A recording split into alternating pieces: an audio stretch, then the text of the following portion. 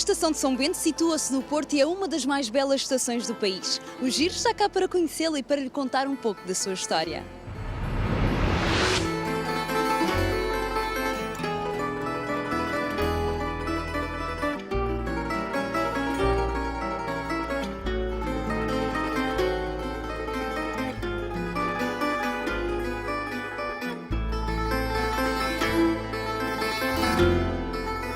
A estação de comboios de São Bento, no Porto, foi considerada uma das 14 mais belas do mundo pela revista norte-americana Travel and Leisure. Os painéis de azulejos azuis e brancos de Jorge Colasso, que enchem as paredes desta estação da linha do Minho, colocaram o edifício na mesma lista de outras paragens ferroviárias.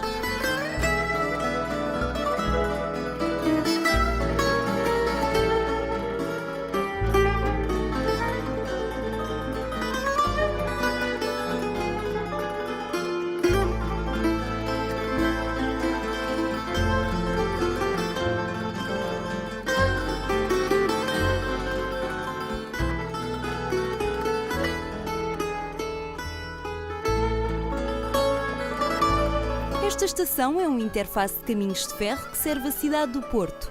Embora tenha entrado ao serviço no dia 7 de novembro de 1896, só em 5 de outubro de 1916 é que se deu a inauguração oficial. Está situada na Praça de Almeida Garrett, na cidade do Porto, tendo o edifício da estação de influência francesa sido delineado pelo arquiteto portuense José Marques da Silva.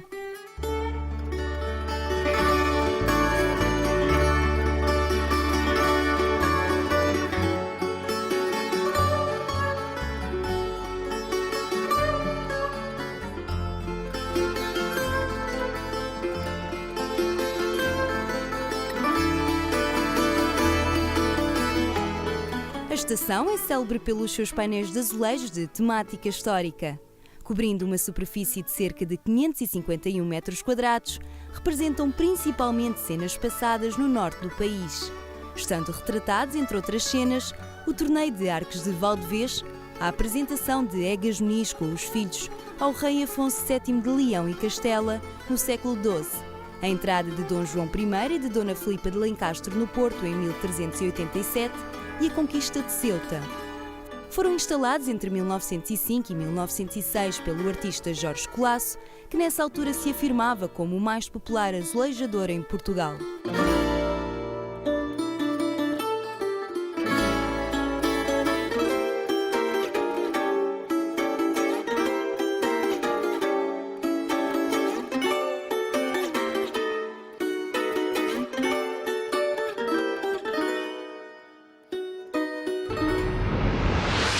E se fizéssemos um percurso pelos últimos 2 séculos de design? A mim parece-me uma excelente ideia e pode fazer essa mesma viagem aqui no Museu de Design e da Moda, contemplando a exposição permanente única e múltiplo 2 séculos de design.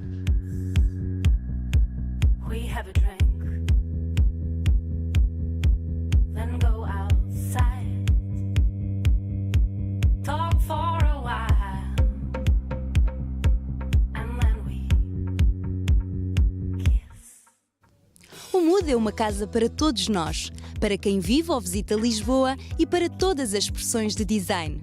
É um espaço que permite o encontro e o debate sem barreiras visuais, gerando leituras cruzadas entre as peças, épocas e designers e criando também a possibilidade de cada um de nós descobrir a sua própria interpretação. Fala-me um bocadinho das peças que estão aqui. Bom, a exposição está organizada em grandes momentos, que são, no fundo, os momentos mais marcantes, tanto no design, como também na própria criação artística, como também no próprio mundo e contexto sociocultural, ou seja, até à Primeira Guerra Mundial, até à Segunda Guerra Mundial, os anos 60 e 70, com a pop e o pós-modernismo a surgir, os anos 80 e depois a contemporaneidade. Portanto, são grandes blocos e dentro destes grandes blocos a nossa intenção foi sempre articular o design com a moda.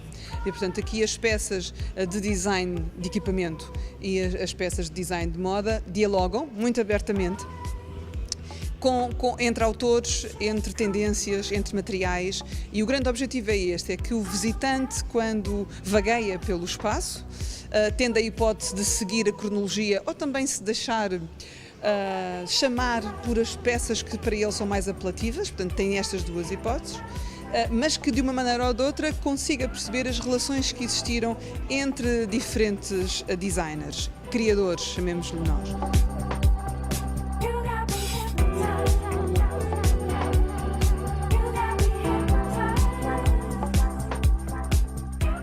A scooter foi protagonista das cidades reconstruídas do pós-guerra e hoje ganha um renovado alcance perante os desafios vividos nas grandes metrópoles.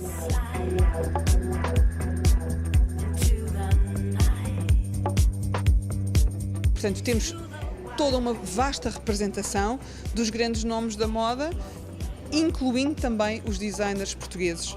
Há sempre uma preocupação de ir integrando a criatividade nacional dentro dos núcleos respectivos e com diálogos também com os outros criadores internacionais. Entre as artes e a indústria, o design foi sendo compreendido sob diferentes perspectivas, algumas mesmo contraditórias. Aqui é realçado um olhar sobre o passado e sobre os primeiros anos do novo milénio que revela a sua pluralidade e complexidade. Incluímos também objetos que chamamos objetos sem autoria, porque são peças que obviamente têm autoria, mas que não têm... tornaram-se conhecidas por ser quase como um design anónimo, como por exemplo o clipe, o famoso clipe, o post-it, que foi uma revolução para todos nós, a cassete, hoje já não utilizamos tanto a cassete, mas na altura, nos anos 70, foi muito importante, a Bic, a caneta Bic, e portanto são tudo peças que estão incorporadas dentro desta exposição permanente, desde que nós nascemos até nós morrermos, todas as peças que nós utilizamos fazem parte de um objeto, de um projeto de design.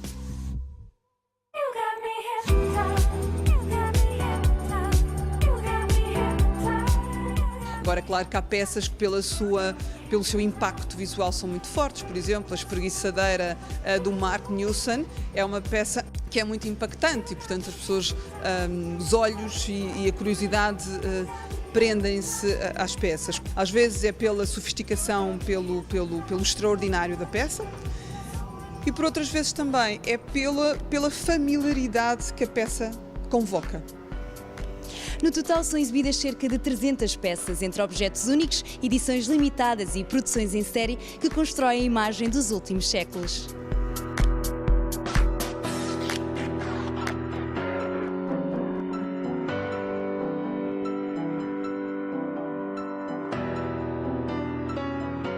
Em plena Rua Augusta, o MUD abriu portas em 2009 e hoje já ultrapassou os 700 mil visitantes. A reação do público tem sido muito boa, por isso, se quer visitar esta exposição permanente, bem como as temporárias, o museu está aberto de terça a domingo, das 10 às 18 horas.